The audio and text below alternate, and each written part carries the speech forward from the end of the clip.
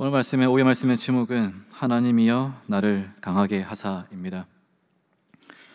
이제 추석을 한 주 앞두고 우리 또 명절을 앞두고 여러 가지로 분주한 마음도 있지만 한편으로는 코로나 때문에 또 만나지 못하고 찾아가지 못하는 그런 아쉬움들이 있는 또 추석이 될 것 같습니다.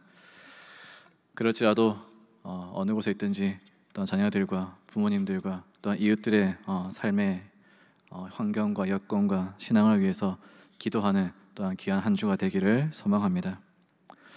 삼손의 이야기는 우리가 성경에서 참 다이나믹하게 읽어본 이야기고 들어본 이야기입니다. 삼손은 사사 시대 때 사사로 택함받은 특별한 삶이었습니다. 태어날 때는 특별히 나실인으로 서원되어져서 태어났다고 합니다. 나실인이라는 것은 민수기 6장에 보면 나오고 있는데요, 태어날 때부터 하나님 앞에 서원하여서 하나님을 위해 바쳐진 아이, 하나님을 위해 바쳐진 삶입니다. 이렇게 나실인으로 택하여진 사람은 몇 가지 원칙이 있습니다. 특별히 본문에서는 삼손이 머리카락에 대해서 많이 언급을 이제 하는데요, 이 삼손의 이야기에서는요. 하지만 사실 나실인은 머리를 자르지 않는 것만이 아니라 첫째는 독주, 음주를 해서는 안 되고, 또한 시체를 가까이 해서도 안 되고, 또한 향락을 즐겨서도 안 됩니다. 그리고 머리에 칼을 대어서도 안 되는 것이죠.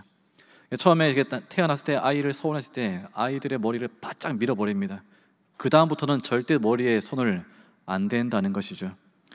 그러한 특징이 있는 것이 바로 나실인으로 자란 삼손의 삶의 이야기였습니다.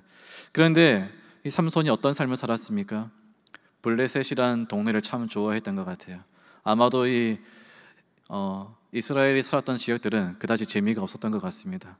너무 따분하고 재미없고, 오히려 블레셋이란 동네에 가니까 네온 사인에다가, 그리고 좋은 음악에다가 맛있는 먹거리에 음주거리 참 많았던 것 같습니다. 그리고 특별히 사사였기 때문에 아마도 그 삶에 이 블레셋 사람들을 그렇게 같이 어울리는 척 하다가 그들을 역으로 공격하는 그러한 역전의 재미를 느끼는 삼손이었던 것 같습니다. 그런데 그런 삼손의 삶에 16장에서는 가장 비극적인 일이 벌어지게 되어지죠. 바로 블레셋 여자 들릴라라는 여자를 만나게 되어지면서 이 블레셋 사람들이 자기들을 괴롭히고 있는 이 삼손을 없애기 위해서 그 힘의 원인이 뭘까? 어떻게 하면 삼손이 이렇게 막강한 힘을 가지고 있을까? 그 원인이 뭔지 찾기 위해서 들릴라라는 여인에게 부탁을 하죠. 너에게 빠져 있는 것 같으니까 네가 한번 잘 물어봐라. 삼손이 왜 이렇게 힘이 센지.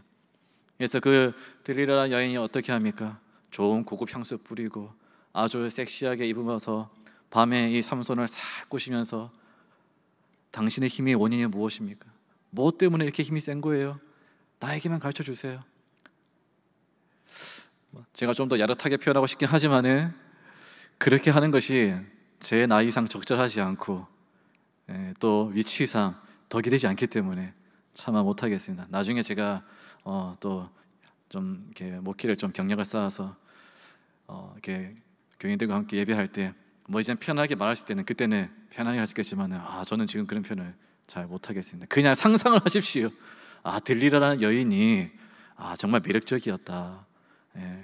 아주 섹시하게 했나 보다. 삼손이 꼬뽕 넘어갈 만큼 했나 보다.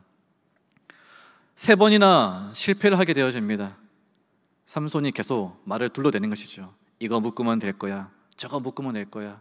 다 거짓말이었죠. 속이 상한 이 들릴라가 아주 눈물을 흘리면서 이제 삼손을 버릴 것처럼 했던 것 같습니다. 여자의 눈물에 약한 삼손이었던지 결국은 마지막으로 얘기를 하죠. 나의 힘의 원천은 어디에 있는가? 우리 16장 17절 말씀 같이 함께 읽어보겠습니다. 삼손이 진심을 드러내어 그에게 이르되 내 머리 위에는 삭도를 대지 아니하였나니 이는 내가 모태에서부터 하나님의 나실인이 되었습니다. 만일 내 머리가 밀리면 내 힘이 내게서 떠나고 나는 약해져서 다른 사람과 같으리라 하니라. 삼손은 자기와 하나님과만 아는 은밀한 일을 밝혀버리고 말게 되어집니다. 그리고 그것이 정말 진심인 것처럼 느껴졌던 들릴라는 어떻게 합니까? 자기 무릎에서 잠든 삼손의 머리를 다 밀어버려요. 다 밀어버립니다. 가위로 자르고 빡빡 뽑아버렸던 것 같습니다. 그리고 그날 밤 삼손은 힘을 다 잃어버리고 블레셋에 끌려가게 되어집니다. 조롱거리 되어지죠. 완전 높은 곳에 있어서 힘과 자랑, 능력과 모든 것이 충만했던 이 삼손이 한순간 나락으로 떨어지게 된 것이죠. 우리 사랑하는 성도님 여러분들은 어떤 것으로 하나님과 특별한 관계를 맺고 있습니까? 나와 하나님과 맺는 특별한 것이 무엇입니까? 살아가면서 신앙의 방식은 참 다양합니다. 일터에서 살아가는 방식도 다양하기 때문에 어떤 사람들은 신앙을 지키기 위한, 신앙의 길을 잘 지키기 위해서 나름대로 지키고 있는 은밀한 것들이 있다는 것이죠. 나는 찬양까지는 잘 못하겠지만, 나는 새벽 기도까지는 잘 못하겠지만 그래도 내 신앙의 어느 정도 정수는 여기는 지키고 있다. 나는 하나님 앞에 어마어마한 예물을 못 바치겠지만 그래도 내가 하나님께 지키고 있는 은밀한 일들은 있다. 이것은 그래도 내 신앙의 정수다. 그래도 이것은 그래도 내가 하나님께 드릴 수 있는 유일한 막바지 신앙의 한 가지다 라고 여기는 것들이 아마 있으실 것입니다. 그것만은 그래도 나는 하나님 앞에 정직하게 드리고, 그래도 하나님께서는 이것을 보시고 나에게 힘을 주시겠지, 이것을 보시고 나에게 능력을 주시겠지. 일터에서 정말 경건하고 거룩하게 술자리 다 피하고 즐거운 자리 다 피하고 남을 속이고 빼앗는 자리 다 피하면서 정직하게 사시고 노력하시는 분도 계시겠지만 어떤 분들은 자기의 일터에서 쉽지가 않는 것입니다. 함께 때로는 마시기도 하고, 함께 때로는 피기도 하고, 함께 때로는 그런 거짓을 방관할 때도 더러 있다는 것이죠. 그러면서 마음에 찔리는 그 부분들이 있을 때 어떻게 합니까? 그럼에도 불구하고 나는 장로고 집사고 나는 권사고 나는 목회자니까 그래도 나는 그래도 어느 한 가지는 나는 지키고 있다. 삼손이 그런 삶이었다는 거예요. 나실인이었습니다. 여자도 안 되고 술도 안 되고 다 안 돼요. 그런데 즐길 거 다 즐겼습니다. 하지만 삼손이 지키고 있는 한 가지, 머리에 칼은 대지 않겠다. 그런데 어떻게 합니까? 삼손은 그것마저도 다 들통나버리고 하나님 앞에서 거역하게 되는 것이죠. 우리가 기대하고 붙잡고 있는 이 한 가지마저도 무너지는 그 순간 우리의 마음은 나락으로 떨어집니다. 부끄러워져요. 창피해집니다. 하나님, 내가 이것마저 포기하게 되는군요. 나는 이것마저 하지 못할 만큼 나의 상태는 비참해졌군요. 그래도 나는 다른 거 다 못해도 하나님께 예물을 열심히 드렸었는데 하나님, 내 처지가 예물조차 드릴 못할 만큼 어려워졌습니다. 나는 다른 거 다 못해도 새벽기도는 열심히 드렸었는데 주님, 내가 새벽기도 못 나갈 만큼 내 몸이 비참해졌습니다. 나는 다른 거 다 못해도 교회 학교 봉사는 열심히 했었는데 나는 이제 이것조차 하지 못할 만큼 나는 약해졌습니다. 나는 다른 건 다 못해도 어느 자리에서 교회에서 남들이 모르는 봉사 자리는 이것만은 내가 최선을 다 지키려고 했는데 하나님, 이제 이것마저 나는 못할 만큼 내가 너무나 비참해졌습니다. 그렇게 여기고 있는 것이 있습니까? 그것마저 무너질 때 나는 아무것도 아니라고 여기는 그 순간 우리는 무엇을 깨달아야 될까요? 고린도전서 10장 12절에 이런 말씀이 있습니다. 그런즉 선줄로 생각하는 자는 넘어질까 조심하라. 어느 한 가지가 나를 세워주고 있다고 여기는 그 순간 그것이 나에게 또한 독이 될 수도 있다는 거예요. 잃어버리고 빼앗기고 들통나는 그 순간. 25절 말씀을 한번 보십시오. 얼마나 조롱거리가 되어지고 있는가. 같이 보겠습니다. 그들의 마음이 즐거울 때에 이르되 삼손을 불러다가 우리를 위하여 제주를 부리게 하자. 옥에서 삼손을 불러내매 삼손이 그들을 위하여 제주를 부리니라. 그들이 삼손을 두 기둥 사이에 세웠더니.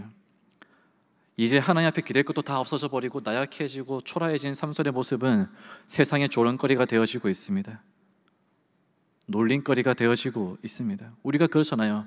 야, 네가 그렇게 교회 생활 열심히 하더니, 봉사 열심히 하더니 겨우 이거냐? 이거밖에 안 되느냐? 얼마나 세상은 우리를 노리려고 애쓰는지 몰라요. 믿음으로 사는 사람들을 넘어뜨리기 위해서 조롱거리를 찾고 있습니다. 믿음으로 잘 살았는데 재산이 이거밖에 안 되느냐? 믿음으로 잘 살았는데 건강이 이 정도밖에 안 됐느냐? 믿음으로 잘 살았는데 너희 자녀가 이렇게 됐느냐? 하나님, 나는 잘 안 돼도 내 자녀의 인생은 하나님과의 유일한 보루입니다. 이 자녀가 복받는 것이 나의 삶의 하나님의 은혜입니다. 여겼었는데 그 자녀마저 어느 집사님이 정말 기도로 신앙으로 유일한 자기 집의 외아들 잘 키워가지고 교회 학교도에서 잘 배우게 하고 공부 열심히 해서 이 아들이 또 멋진 아들 될 거라 생각하고 서울대까지 이제 합격해서 입학할 준비를 이제 했습니다. 시험도 다 끝났어요. 연말에 친구들하고 함께 강원도에 놀러 갔습니다. 펜션 잡았습니다. 그 펜션이 폭발해서 불나가지고 사망했어요. 기대했던 하나님 앞에 유일한 내 아들의 인생이 하나님이 주신 복이라 여겼던 그 아들이 죽는 그 순간 그 마음이 어땠을까요? 세상에서 놀림거리가 비참함이 되는 우리의 처지가 가장 안타깝지 않습니까? 비슷한 이야기가 있습니다. 욥의 이야기를 한번 떠올려 보십시오. 하나님 앞에 많은 천사들이 모여 있었습니다. 그 중에 하나님께서 사탄에게 마귀에게 말합니다. 네가 어딜 돌아다니지 왔느냐? 욥을 보았느냐? 욥처럼 나를 경외하고 바라보는 사람이 세상에 없다. 죄에서 멀리 떠난 사람이 없다. 그러자 사라드니 이렇게 얘기합니다. 욥기서 1장 9절에서 10절 말씀 같이 읽어보십시오. 사탄이 여호와께 대답하여 이르되 욥이 어찌 까닭없이 하나님을 경외하리까? 주께서 그와 그의 집과 그의 모든 소유물을 울타리로 두르심 때문이 아니니까? 주께서 그의 손으로 하는 바를 복되게 하사 그의 소유물이 땅이 넘치게 하셨음이니이다. 세상은 어떻게 합니까? 하나님 앞에 기대고 있는 신앙의 한 부분들을 비집고 들어와서 그것을 깨뜨려 버리려고 합니다. 당신을 향해서 섬기고 있는 그 신앙은 아마 그 사람이 당신께 받고 있는 복의 한 부분이 있기 때문에 그 복 때문에 당신을 섬기는 것이 아니겠습니까? 하나님께서는 그러면 던져보죠. 네가 한번 그것을 쳐봐라. 어떤 일이 벌어지겠습니까? 하루아침에 욥의 재산이 다 날아가 버리고 욥의 가축이 다 죽어 빼앗겨 버리고 욥의 10명의 자녀들이 다 죽어버리게 됩니다. 세상은 그렇게 우리를 넘어뜨리려고 한다는 것이죠. 하나님을 향해서 기대고 있는 한 가지를 넘어뜨리려고 하는 것입니다. 내가 하나님께 붙잡고 있는 그 신앙의 그루터기 하나, 그 행위 하나, 그것을 완전히 부서뜨려서 우리를 나락으로 떨어뜨리려고 하는 것이 이 세상의 유혹이고 이 세상의 시험이고 마귀의 계략이고 이 세상이 즐기고 있는 이유인 것입니다. 그러한 처지에 처한 이 삼손, 완전히 비참해진 이 삼손이 오늘 말씀에서 어떠한 모습을 보여주고 있는지 28절 말씀 한번 읽어보겠습니다. 같이 함께 보겠습니다. 삼손이 여호와께 부르짖어 이르되 주 여호와여 구하옵나니 나를 생각하옵소서. 하나님이여 구하옵나니 이번만 나를 강하게 하사 나의 두 눈을 뺀 블레셋 사람에게 원수를 단번에 갚게 하옵소서 하고. 아멘. 어찌 보면 참 쉬운 고백이지만은 이 고백 속에 담겨있는 의미가 있습니다. 삼손은 이제 자신을 낮추고 깨달은 것이죠. 나의 힘이 나의 머리에 있는 것이 아니었구나. 나의 신앙의 길이 나의 봉사에 있었던 것이 아니었구나. 나의 믿음의 복이 내가 하나님께 바치고 헌신하고 있는 어느 한 가지에 있었던 것이 아니었구나. 그것 때문에 하나님께서 나를 불쌍히 여기시고 긍휼히 여기시고 나를 만나 주신 것이 아니었구나. 하나님 그분 자체의 은혜와 능력이 있는 줄 믿으시기 바랍니다. 하나님 그분 자체의 소망이 있는 것입니다. 하나님께서는 욥에 대해서 말합니다. 네가 사탄아 마귀야, 네가 욥에 있는 모든 것을 다 빼앗아 봐라. 그래도 그가 어떻게 하는지. 마귀는 유혹하죠. 하나님께서 복을 주셔서 하나님께서 자녀들을 지켜주셔서 하나님께서 그 소유를 넉넉하게 해주시니까 욥이 잘 복을 경외하고 죄를 멀리하는 거 아니겠습니까? 다 빼앗아 가봐라. 어떻게 하는가? 욥은 다 잃어버립니다. 그래도 어떻게 합니까? 주신 분도 하나님이시오, 취하신 분도 하나님이시라. 하나님 그분 자체를 바라보는 것, 이것이 진짜 오늘 우리가 깨달아야 할 영적인 복인 줄 믿으시기 바랍니다. 하나님 그분으로 만족해야 되는 거예요. 내가 이것저것 다 가지고 있다가 그것마저 놓치는 그 순간에도 나의 힘은 무엇인가? 여호와 하나님이라는 것입니다. 내가 봉사하고 기도하고 헌신한 모든 것들이 다 이제 나는 지쳐지고 늙어지고 약해져서 내 몸이 할 수 없고 감당할 수 없고 드릴 것이 없다 할지라도 하나님 그분만으로 나는 만족한다고 여기는 그 순간 하나님께서는 가장 큰 힘이 되는 줄 믿으시기 바랍니다. 삼손은 자기가 머리가 다 빼앗겨지고 힘이 다 나약해진 그 순간 어디에 도움을 구합니까? 블레셋의 도움을 구합니까?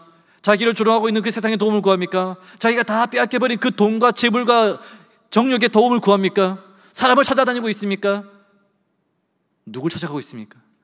이제서야 깨달은 거예요. 삼손은 하나님이시군요. 나를 도와주신 분은 하나님 그분이시군요. 내 머리가 살아있어서 힘받았던 것이 아니라, 내가 나실인으로 살았기 때문에, 부름받았기 때문에 힘받은 것이 아니라, 하나님 그분 자체에 나의 힘이 있었군요. 하나님 당신이 나의 소망이군요. 고백하죠. 하나님이여 나를 강하게 하소서. 하나님이여 나를 세워주소서. 세상은 우리가 하나님을 의지하게 하는 어떤 수단들을 깨뜨려서 우리를 절망으로 빠뜨리고 있습니다. 네가 하나님을 의지할 만한 것이 이제 아무것도 없지 않느냐? 네가 가진 것이 뭐가 있고, 네가 신앙으로 헌신한 것이 뭐가 있고, 봉사하는 것이 뭐가 있겠느냐? 건강이 넉넉하느냐? 재산이 넉넉하느냐? 자녀들이 잘 되고 있느냐? 기도한 거 다 응답받고 있느냐? 사랑하는 성도 여러분, 아무것도 없다 할지라도 하나님 한 분만으로 만족하시기 바랍니다. 세상에서 조롱거리 당할 만큼 내가 비천해지고 약해진다 할지라도 하나님 한 분만으로 만족하시는 복을 누리시기 바랍니다. 찬송가 413장 내 평생에 가는 길이라는 찬송을 쓰신 스포페드라는 목사님은 그 1873년도에 자기 사랑하는 아내와 딸들을 여행 가기 위해서 여객선에 태워가지고 뉴욕항에 출발해서 저 유럽을 가는 배에 태웠습니다. 근데 그 배가 대서양을 지나가다가 영국에서 오는 배와 충돌해가지고 배가 침몰하게 되어집니다. 사랑하는 아내는 극적으로 구조받았지만은 11살, 9살, 5살, 2살 된 딸들은 다 바다에 빠져 죽게 되어졌습니다.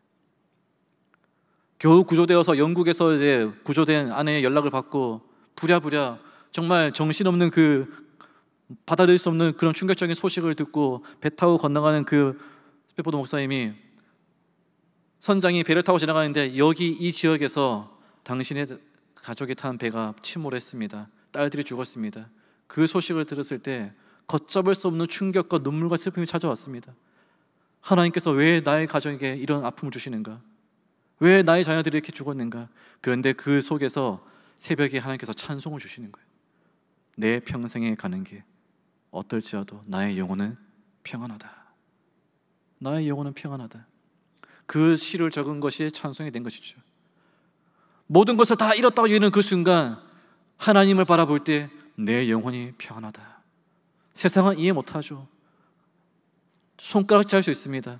예수님 믿고 헌신하고 전도 집회하고 부흥회하고 봉사하고 선교한 것이 겨우 이 정도밖에 되지 않습니까? 이렇게 죽고 빼앗기고 가난해지는 것입니까? 그러나 하나님 바라볼 때 우리의 고백은 무엇입니까? 여전히 내 영혼은 평안합니다.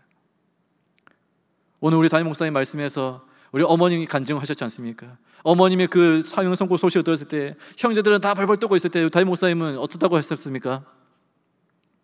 두려워하지 않다라는 것이죠. 하나님을 바라보는 소망을 있는 사람들이 그러한 복이 있는 줄 믿으시기 바랍니다. 1948년 여순 사건이 발생했을 때 동인, 동신이라는 형제들이 하루아침에 죽게 되어집니다. 그 두 형제는 손영원 목사님의 아들이었습니다. 손영원 목사님은 주일 예배를 하고 인도하고 있는데 아들이 죽었다는 소식을 듣게 되어집니다. 그래도 끝까지 예배를 다 마치고 아들의 장례를 집행하게 되어주죠. 그 손영원 목사님이 쓴 10가지 감사의 내용은 오늘날도 우리에게 큰 도전이 되고 있습니다. 그 10가지 감사의 내용 중에 9번째 내용은 이런 내용이 있습니다. 이 같은 역경 중에서도 8가지의 진리와 하나님의 사랑을 찾는 기쁜 마음, 여유 있는 믿음을 주신 우리 주 예수 그리스도께 감사합니다. 손영원 목사님은 그 충격과 슬픔 속에서도 하나님을 바라보고 감사하고 있습니다. 하나님만으로 만족하고 있는 거예요.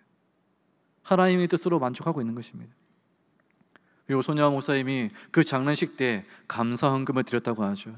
손영원 목사님 그 애양원 그 유적지에 가면은 그 감사헌금 봉투가 이렇게 빛이 되어 있다고 합니다. 그 감사헌금 봉투에 이렇게 적혔습니다. 두 아들을 순교하게 하신 하나님께 감사합니다. 감사헌금 1만 원. 그 당시 손영원 목사님의 한 달 사례비는 80원이었다고 합니다. 80원. 당시 시대에 80원 사례비 받는 손야 목사님이 감사 헌금을 드린 것이 1만 원이에요. 전 재산을 다 바친 거예요, 하나님께. 내 아들 죽었으니까 원망하고 땅치고 후회하면서 이렇게 내가 하나님께 헌신한 것이 보상이 이것밖에 안 됩니까? 라고 눈물을 짓는 손야 목사님이 아니라 전부를 더욱더 바쳐서 하나님께 헌신할 만큼 하나님께 영광 돌리고 있는 손야 목사님의 이 삶의 모습이 바로 나의 하나님, 나를 도와주신 하나님, 나를 강하게 하시는 하나님. 빌립보서 4장 12절에서 13절에 사도 바울은 이렇게 고백하죠. 나는 비천에 처할 줄도 알고 풍부에 처할 줄도 알아. 모든 일, 배부름, 배고픔, 풍부, 궁핍, 어느 것이 더 처할 줄 아는 일체의 비결을 배웠노라. 내게 능력 주시는 자 안에서 내가 모든 것을 할 수 있느니라. 하나님을 위해 사람만 바라보고 살아갈 때 내가 열심히 선교하고 헌신하고 교회를 세웠다 할지라도 그 교회에서 쫓겨나고 무너지고 내가 비참해지고 전하다가 갇혀지고 사랑하다가 더 미움받고 욕을 당하고 섬기다가 내가 더 저주를 당하고 외로워지고 쓸쓸해진다 할지라도 여전히 나는 하나님 한 분만으로 만족하는 비결을 배우노라. 이것이 이 시대에도 여전히 하나님께서 찾고 있는, 하나님이 기뻐하는 믿음의 사람인 줄 믿습니다. 사랑하는 성도님 여러분, 여러분의 능력의 근원은 어디에 있습니까? 여러분의 자랑은 어디에 있습니까? 무엇이 여러분의 신앙의 자랑거리입니까? 직분입니까? 봉사입니까? 가진 소유입니까? 나의 가정의 복입니까? 나의 몸입니까? 우리의 자랑은 무엇이 되어야 될까요? 하나님 한 분만이 우리의 자랑이 되어야 될 줄 믿습니다. 예레미야 9장 23절 같이 함께 보겠습니다. 여호와께서 이와 같이 말씀하시되 지혜로운 자는 그의 지혜를 자랑하지 말라. 용사는 그의 용맹을 자랑하지 말라. 부자는 그의 부함을 자랑하지 말라. 하나님만을 자랑하는 것입니다. 여전히 나에게 하나님이 계시다는 것. 30절 말씀 보겠습니다. 삼손이 이르되 블레셋 사람과 함께 죽기를 원하노라 하고 힘을 다하여 몸을 굽히매 그 집이 곧 무너져 그 안에 있는 모든 방백들과 온 백성에게 덮이니 삼손이 죽을 때에 죽인 자가 살았을 때에 죽인 자보다 더욱 많았더라. 아멘. 자기 힘과 자기 가진 것으로 세상을 살아가고 믿음으로 살겠다고 여겼던 시간들보다, 그걸 통해서 받았던 복과 능력보다 하나님을 진정으로 의지하고 하나님 한 분만을 바라보므로써 받게 되는 복이, 받게 되는 승리가, 받게 되는 영광이 더 큰 줄 믿으시기 바랍니다. 내 힘이 다 낮아지고 내려지고 포기되는 그 순간에서 비로소 하나님을 바라보기 때 우리 하나님은 살아계신 하나님이신 거예요. 역전하시는 하나님인 것입니다. 이전에 이겼던 승리보다 더 크고 놀라운 승리, 이전에 받았던 은혜보다 더 크고 놀라운 은혜, 이전에 누렸던 부흥보다 더 크고 놀라운 부흥을 주실 줄 믿습니다. 그런 사람은 성경 히브리서 11장 38절에서 이렇게 말씀하고 있습니다. 하나님만 바라보는 사람도 어떤 사람들인가? 이런 사람은 세상이 감당하지 못하느니라. 믿음으로 사는 자는 세상에선 비천에 처하고 자녀들의 문제, 가정의 문제는 여전히 어렵고 낭패하다 할지라도, 난처하다 할지라도 여전히 하나님을 바라보는 그 신앙의 삶을 살아가는 자는 세상이 감당하지 못한다는 것입니다. 삼손을 하나님을 바라보는으로써 세상이 감당하지 못하는 놀라운 승리를 이룬 것처럼 오늘 이곳에 있는 우리 귀한 성강교회 성도님들의 삶, 어떤 고백이 있기를 원하시겠습니까? 하나님이여 나를 강하게 하소서. 내가 가진 것으로, 내가 가진 신앙의 자리로, 내가 봉사하고 헌신하고 있는 것으로 나를 강하게 하는 것이 아니라 하나님 그분만으로 나를 채워주십시오. 하나님 당신만이 나를 강하게 하시기 원합니다. 내가 어떤 것을 드리고 내가 어떤 것을 바쳐서가 아니라, 내가 어디에 있어서가 아니라, 나는 아무것도 아닙니다. 그저 하나님 빈털터리, 빈손, 빈 능력이 있는 나를 강하게 하여 주시옵소서. 나를 완전히 채우실 분은 하나님이십니다. 내 것이 아니 하나님의 것으로 나를 채워주시고, 우리 교회 것이 아니, 우리 교회가 지난 70년 동안 했던 것이 아니라 우리 교회는 이제 빈털털입니다. 하나님의 것으로 나를 채워주시옵소서. 그렇게 고백할 때 우리 교회는 놀랍게, 우리의 삶은 더 놀랍게 이전보다 더 놀라운 승리와 복을 누릴 줄 믿습니다. 우리 함께 하나님이시여라는 찬양 고백하고 결단에 기도하겠습니다.